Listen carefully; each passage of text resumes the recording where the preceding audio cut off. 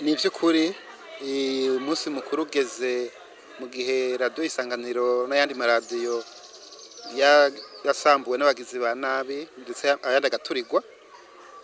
Ni vyabaye ibihe bibabaje cane gose ku maradiyo, hanyuma ku banywanyi bo kwihangana bakagerageza gukurikirana amakuru aha nyene kuri ubuhinga bwa none bw'ingurukana bumenyi mu gifaransa bita website, aho turiko turarungikira bakihangana kuko uvunitse acamenya ingene acumbagira.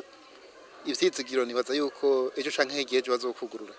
Mu mwuga wo kumenyesha amakuru hategerezwa kubaho ntihama hari ibihe ntivyokwama ari vya bindi vyiza, n'ibihe navyo bihindutse uciye uheba, nuko uba ukamiye mucogeje umwansi, kuko wasambuye iradiyo waturiye ry'amaradiyo suko yari umukunzi w'amaradiyo.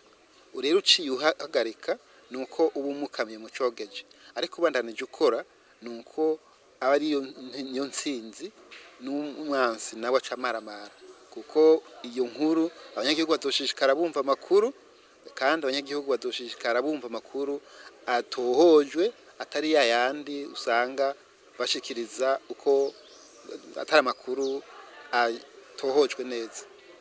Ico nosaba leta nuko kugira amatohoza n'ibintu bisanzwe, no kubabuza abakozi gushika ku maradiyo kuko amaradiyo ntibayugaye. Amaradiyo bavuze yuko abakozi batoshika aho hantu habereye ivyaha kugira ngo amatohoza amanze ahere, ariko amatohoza amaze igihe kirekire, amezi 6, bica bigaragaza ko womenga nta shaka ririmwo canke ko hoba harimwo n'imvo za politike nk'uko bakunda kubivuga. Ariko ubundi twasaba yuko irangiza amatohoza, hanyuma igaheza ikareka abamenyesha amakuru bakabandanya akazi kabo ko kumenyesha amakuru, no kuvuga bagashika kuri iyo bibanza